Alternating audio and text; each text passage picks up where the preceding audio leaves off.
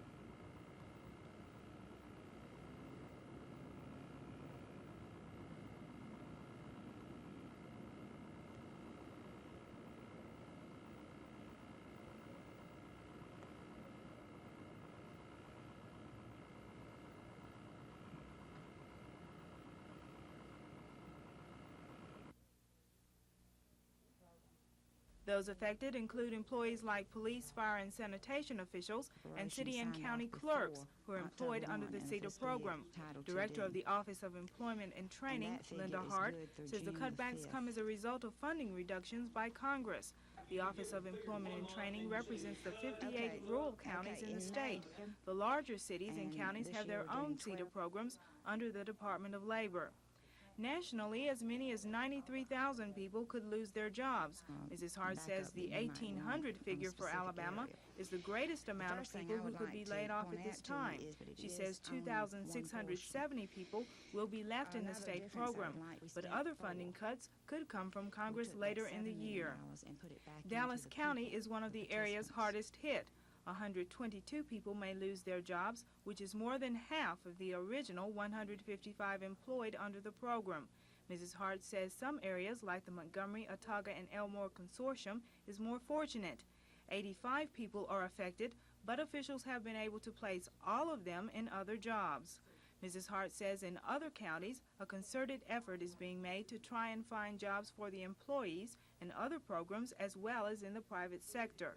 She says the cutbacks will hurt the state's economy because a CETA worker's average income is $6,600, which means about $41.5 million lost from the state's economy. Cassandra Taylor, WSFA TV News. Right now, I doubt very seriously if Auburn has out-recruited many people in the Southeastern Conference that we've got to beat in the next few years. And the only chance that we got to beat them is to outwork the people that we're playing. And through work, you develop a tremendous amount of oneness and closeness, and the things that you develop, the intangibles that are so important in winning. And you know, that's the kind of people we want in the program. And I think that I'm sure that there's enough football players at Auburn right now that, you know, we will have a respectable team next year. I'm not sure how good we can be, but I think we certainly should be respectable.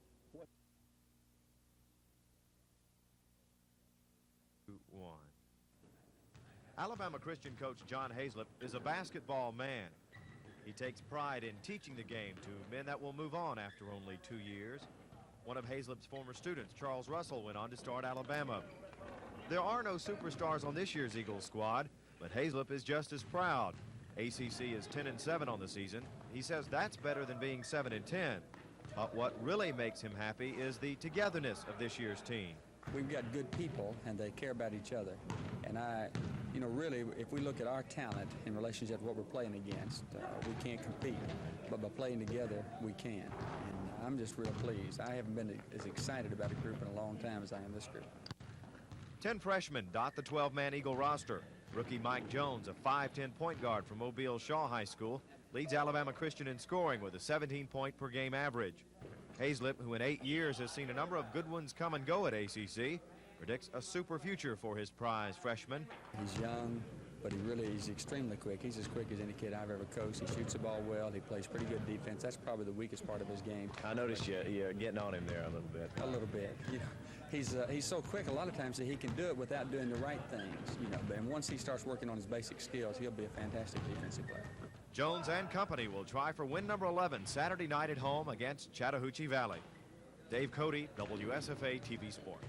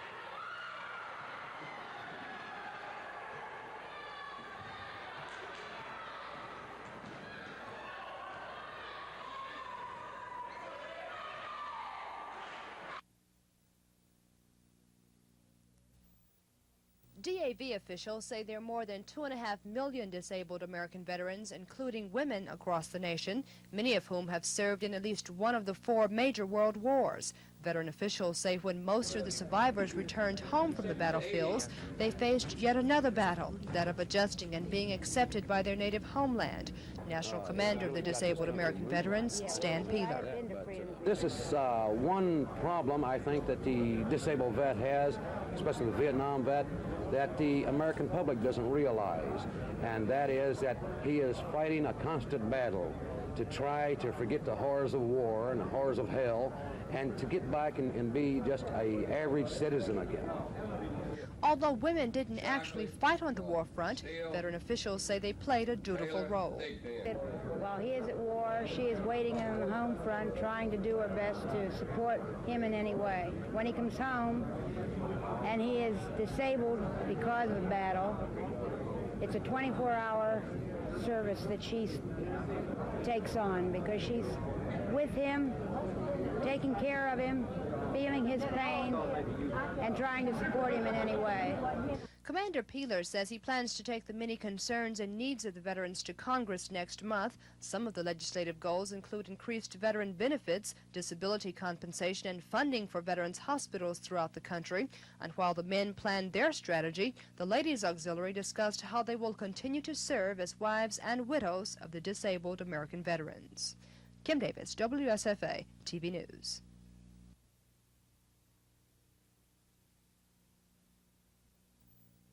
Required rate hearing was one step taken for those who are thinking about generating their own electricity. Alabama Power Company says it will pay 1.88 cents per kilowatt hour to customers who produce up to 100,000 kilowatt hours of their own electricity.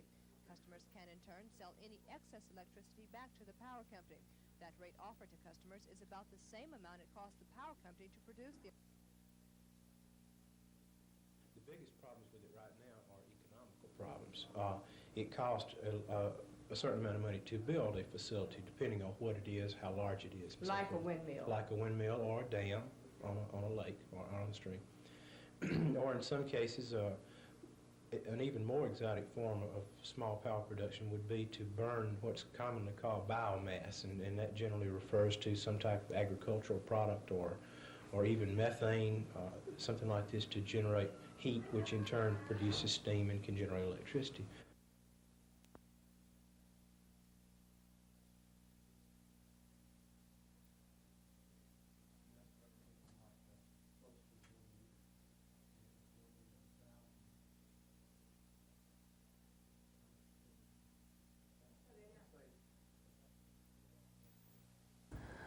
Developmental education at the college level is really an effort on the part of the college to develop in students who come basic skills of reading, writing, speaking, listening, studying, figuring, so that the student is prepared to begin the college curriculum. Today, nationwide, most students who leave high school and enroll in college are not adequately prepared for the reality of the college curriculum. And colleges are discovering they either have to prepare these students for college work or the student will flunk out of college. Well, let me go back for a second. But why aren't the kids picking up these fundamentals before they get to the first year of college? We're conducting a national study now for the National Institute of Education and have pretty well determined that the elementary schools in our society are still doing a tremendous job. The first grade teacher has the greatest gain in the first grade, the second grade teacher the second, the third grade teacher the third, and even through grade 6 there's solid achievement in the elementary school. The wheels come off the wagon in the junior high and the high school, and we're finding that students don't have to read and write very much in junior high and high school. We did a study in a recent study in a nearby state, and found that the average high school graduate in that state in 4 years of high school had written 2 themes of 8 pages in length or more. One of those themes had probably not been read by anybody. So you can't become literate. You can't learn to think in the language or use the language unless you're seriously engaged in that activity. Is the problem nationwide, or do you see it sectionalized? For instance, is it worse here than it is in other parts of the country? It's national in scope. It is definitely not a southern problem or a southeastern problem. I've done several studies this year across the country for governors of various states, and it's a national problem. The average high school graduate reads below the 8th grade reading level with a high school diploma and a B average through 4 years of high school. Well, the 8th grade reading level is not good enough to join the United States Navy, the Army, the Air Force, or get a job in any technological-based industry.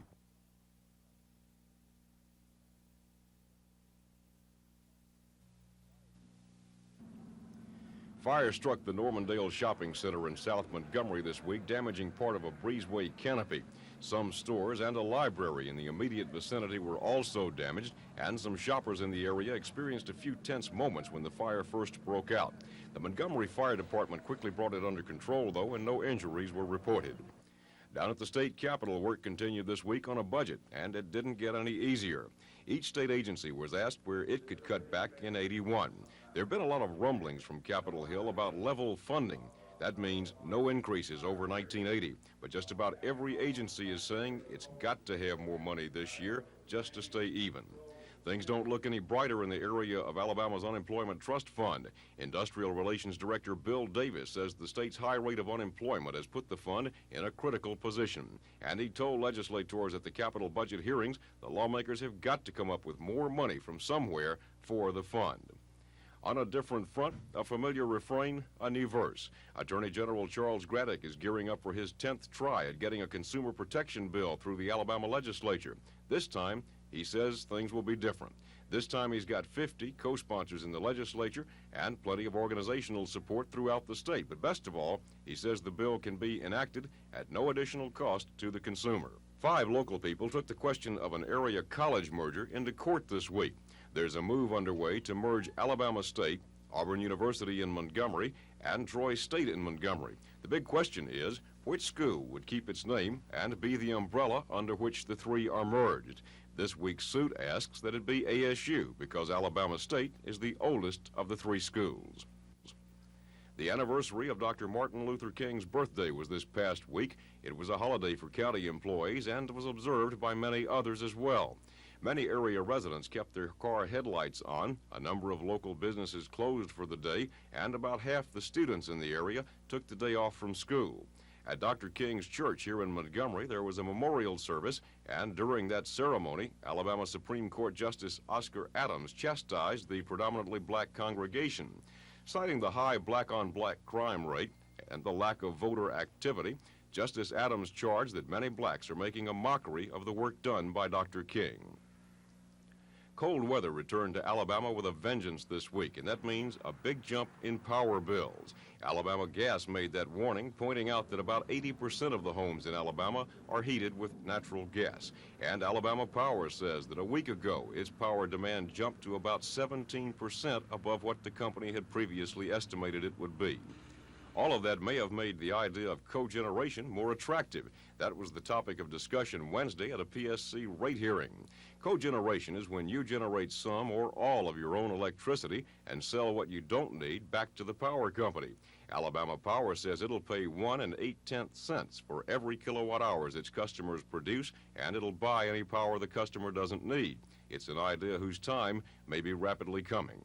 Like the car powered by alcohol. Gas is another form of energy that's going to get a lot more expensive. So this week, Governor James took delivery on an alcohol-powered car the state bought to demonstrate to people interested in the development of alcohol fuels. This particular car burns ethanol and was made in Brazil. Its fuel will be produced at one of 3 alcohol plants to be built in the state, the first of which will be located in Ashford. With all the budget problems the state's facing, test driving the new state acquisition may have been the high point of the governor's week. Skip Haley, WSFA TV News. I think this is a great opportunity Coach Dye have given me to get into college coaching, and particularly to be at Auburn University. How do you think Pat became interested in you? I don't really know. I do know I have a lot of friends across the states, and I feel like somebody that knows me called him in his search for assistant football coach, and I'm just fortunate that they gave my name, and I think it's really a blessing from the good Lord that he got in touch with me.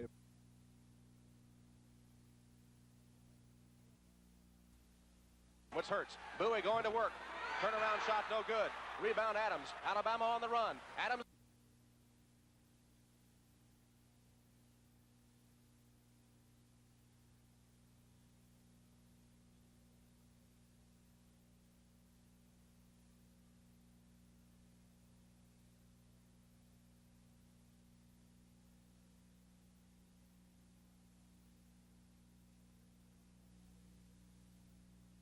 Dr. Harry V. Richardson, who delivered the eulogy at George Washington Carver's funeral in 1943, returned to the pulpit at the Tuskegee Institute Chapel, this time to preach in honor of his friend, known to many as the Peanut Wizard.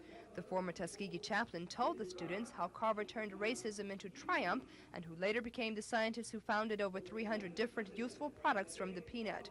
Dr. Richardson says Carver was an ordinary man who often got discouraged but never gave up and always maintained his belief in God. He encouraged the students not to get discouraged while pursuing their careers. Dr. Richardson is now President Emeritus of the largest seminary for training black ministers in the nation. His visit preceded the dedication ceremonies of the George Washington Carver exhibition, which traces Carver's life, philosophy, achievements, and work while scientists at the Black College.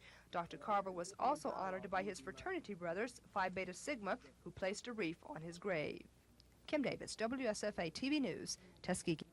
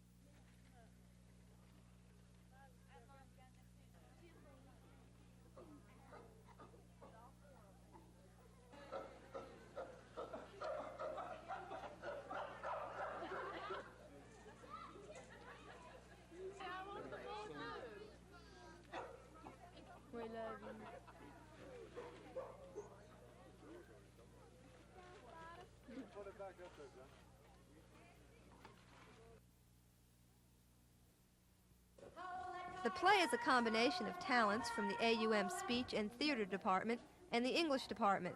The 3 female instructors say they came up with the idea of a faculty recital entirely by accident. Then they decided to go ahead and give it a try. The result is a combination of poetry, prose, and popular literature. We hope to reach people with literature that normally they would not experience, things that have been pulled out from all time periods. I don't think we have favored any one era of history over another, particularly. We began some of these pieces quite some time ago.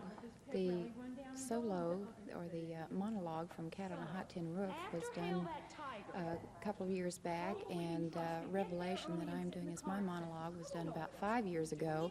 We just wanted to be able to pull them out and do them again. Women's Voices follows 3 teenage friends through college to adulthood. We start with the cheerleaders, the fluff, the silly teenage girls, and we go to women who have some very earth-shaking experiences and come back to say, hey, you know, we've come a long way. The women say the all-faculty production even sets a good example for their students. Students have to know that what we're teaching them, we can do too. And that's an important thing, the credibility for us, for the students. It's got to be there. The students have their chance to show up the instructors in a production which opens later this month. Jane Matheson, WSFA TV News.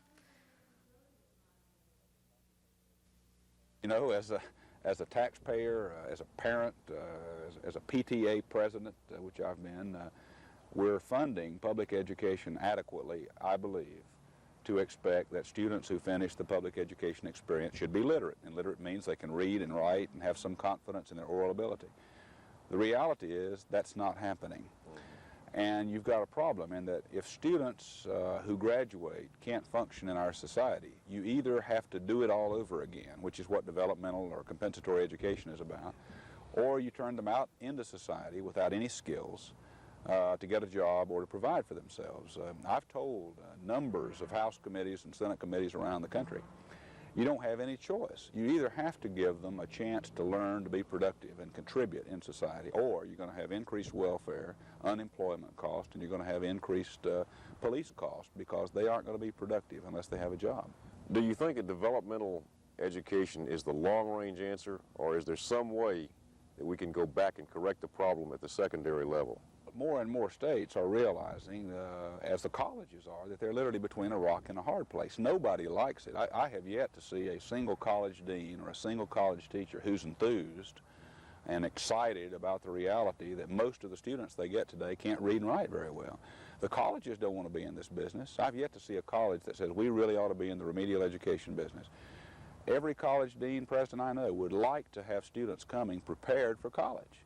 The reality is they aren't. So the problem that exists really is primarily in the middle school, in the middle junior high schools and the high schools. The curriculum is irrelevant. I think teachers are not demanding a great deal of students. They're not having to read and write very much. The problems are complex. But saying to the colleges, you shouldn't be doing this, is a ridiculous kind of question. I mean, they have no choice. They either do it or they lose their enrollment, and society ends up with a whole group of people who can't be productive.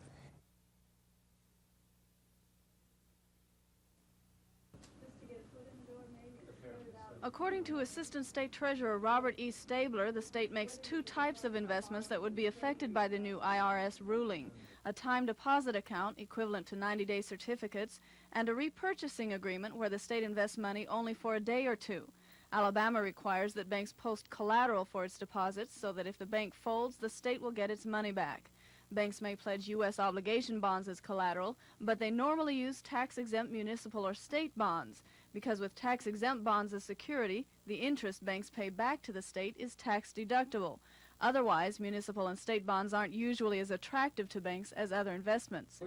The IRS ruling no longer allows banks to deduct the interest they pay on deposits secured with tax-exempt bonds. That makes those bonds less appealing, so it will be even harder for cities and states to find buyers for their bonds. It also means banks will begin using more U.S. Treasury notes to secure 90-day certificates, leaving them with less collateral for the short-term repurchasing agreements. We would be almost out of the overnight repurchase investments, because if the banks do not have these securities available to sell to us, obviously we could not invest in them. Then also on the time deposit open account, if IRS disallowed as a business deduction the interest paid to us, the banks simply could not afford to pay us the very high interest rates they've been paying on the time deposit. Stabler says there's a chance the IRS will repeal its ruling because of the outcry it's brought from bankers and state treasurers. But for now, it's scheduled to take effect June 1st. Lisa Nielsen, WSFA TV News.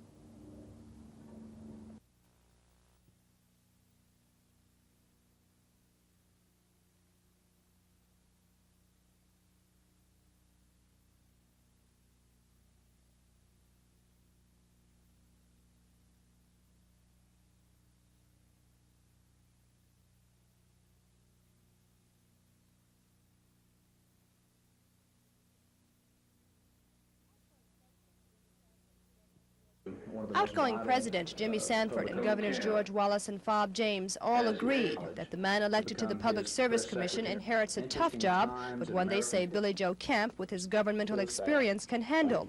Kemp's family and parents, along with many friends and political associates, witnessed the oath-taking ceremony. And that I will faithfully and honestly discharge the duties of the office upon which I'm about to enter. Of the office upon which I'm about to enter. To the best of my ability. To the best of my ability. So help me God. So help me God. Congratulations.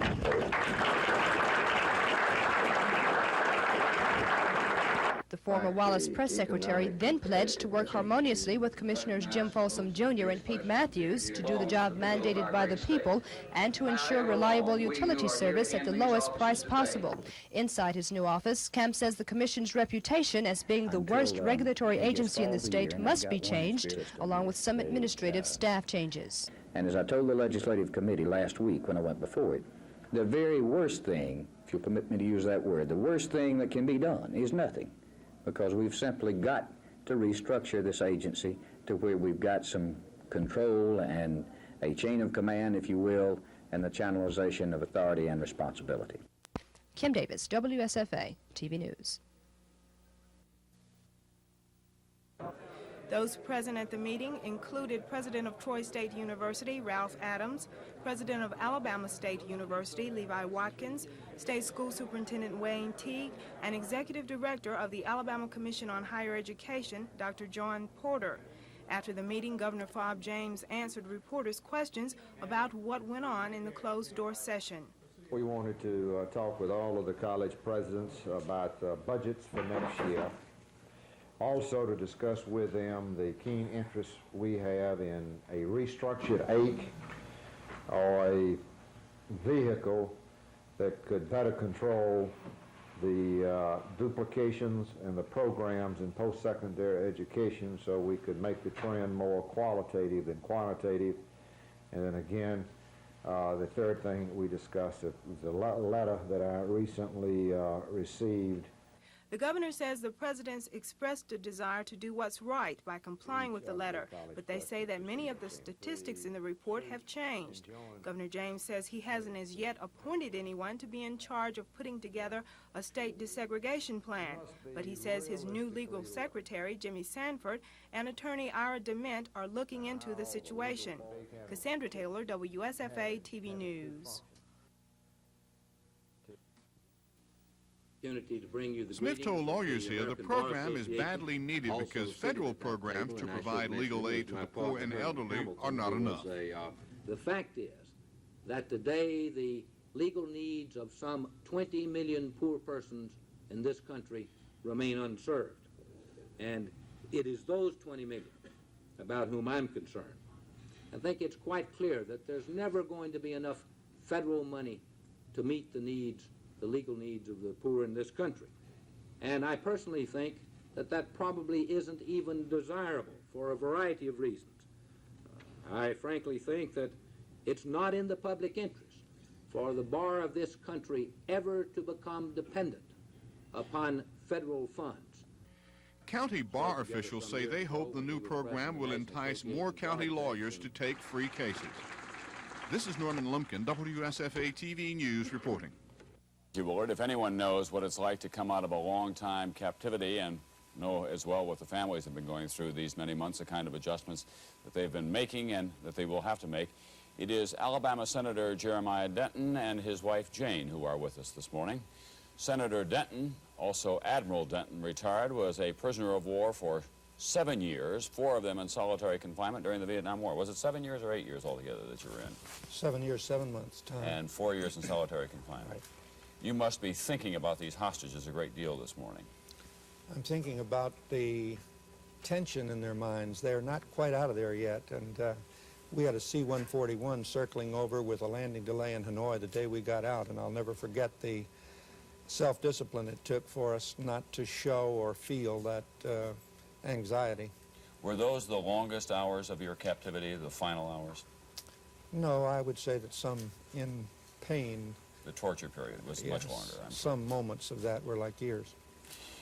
When you finally were able to get out of there, did you have a different mental reaction to being free than you had anticipated that you might have?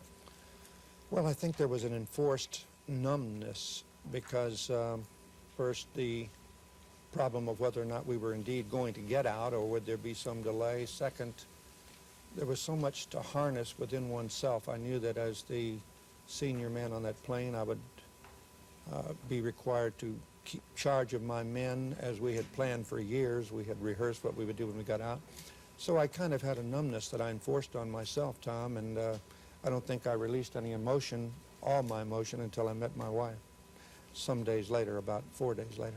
Was he a much different man than you had known before he went in there, Mrs. Denton? No, he really wasn't. Basically, he was the same man. Of course, the experiences did make him a little more intense, and he was certainly dedicated to things which he found in this country that he'd like to change. But did He's you worked have to, very hard on that. on a personal basis, did you have to get to know each other once again? No, we didn't. I can understand how the families feel now. They feel this excitement bubbling up, and yet they try to push it down a little. And there's a little apprehension, I believe, because you think, you know, will he be changed? Have I changed? But all of that left when he telephoned me from the Philippines. It was peace and calm. I knew it was the same person, and I knew we still had the same relationship. And I didn't find him different at all. Were there moments, though, when you were reunited in a physical way that you had to stand back from him, so to speak, and just let him have, in the current vernacular, his own space for a time? I don't think so. Well, perhaps. He had so many things he had to think about and do, and he had so many people who wanted to talk to him, and he had to express feelings. So I guess I did have to do that. You had the benefit of a military discipline going for you at the same time, which would be a little different than these civilians who are, well, disciplined in a different way, in an intellectual way, but they don't have the training and the bearing that you had, the kind of preparation, if you will, for you. There was always the eventuality that you might be captured, and you had been trained for that. Will that make a big difference, do you think?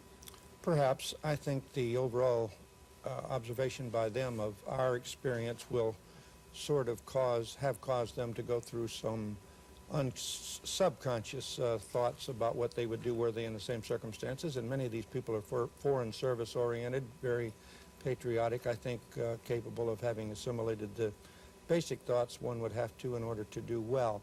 I would like to make one comment, Tom. I've heard it said by Senator Laxalt and our new Secretary of Defense. Caspar Weinberger. Yes. You heard it said on this program this morning. Yes, I did.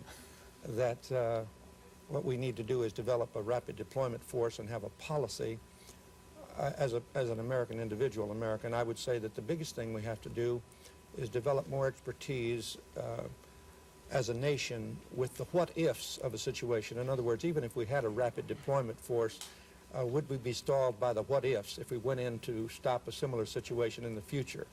I think we've got to examine that, the media, the Pentagon, the President, and see what we are willing to do. I believe these hostages, when they were seized, I believe that was a matter of vital national interest to the United States. Perhaps it could have been handled in another way. it certainly will have to be handled in another way in the future. We're going to have an epidemic of this sort of thing. And I don't mean to detract from the joy of this prospective occasion at all by saying that. No, I think most people do want to deal now with the future and the possibility, the contingency that this might happen again. Based on your own experience now in our closing moments, what would be your best advice to the families and to the people who are preparing to meet the hostages as well as to the hostages themselves?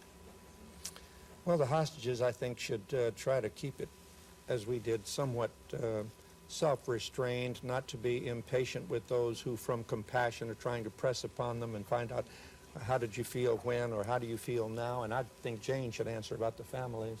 What would be your best advice to the families, Mrs. Denton? Well, I think they ought to take that man home and try to have as normal a family life as they can. I believe they're just better.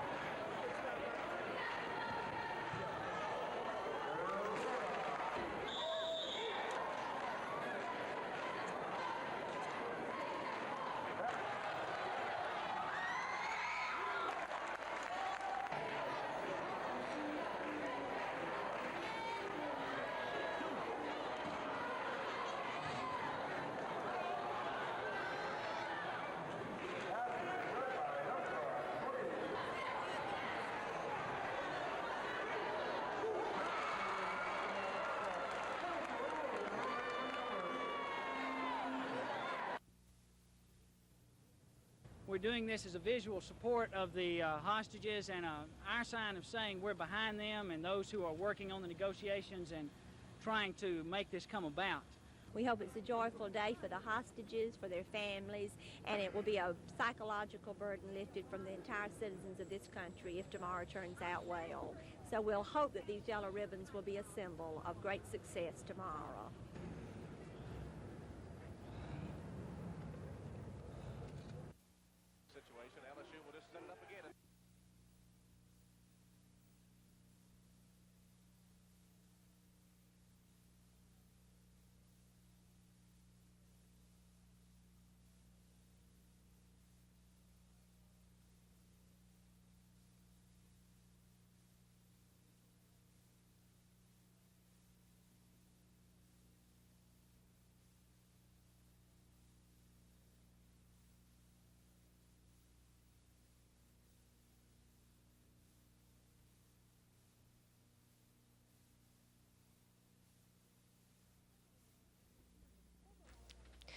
Several Alabama State University students say ASU, which is the granddaddy institution, should keep its black college identity. But if the tri-institutions merge, some Alabama State students suggest the schools be called Alabama State University in Montgomery.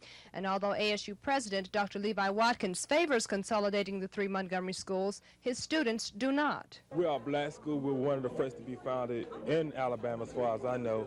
And I feel as though we should have the right to keep our institution as an all-black school as much as possible.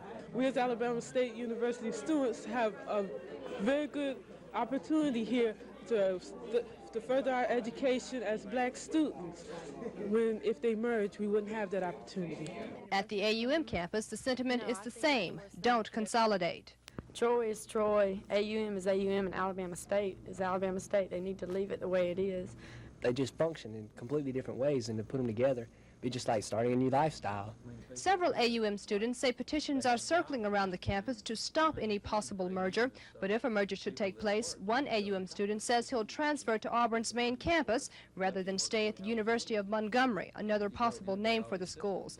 But at Tri-State University in Montgomery, the opinions of several students differed. I believe that really the students as a whole should benefit because we are tomorrow, and that's what the schools are here for. I feel that the merger is a very good idea, but I feel the conflict of establishing the board of directors might be some problem with the three universities. Kim Davis, WSFA, TV News. Working and going to school at Troy State with the nursing school, you have the advantage of Alabama. In resolution form next week, then it should be introduced in its proper form. Well, what I told us that the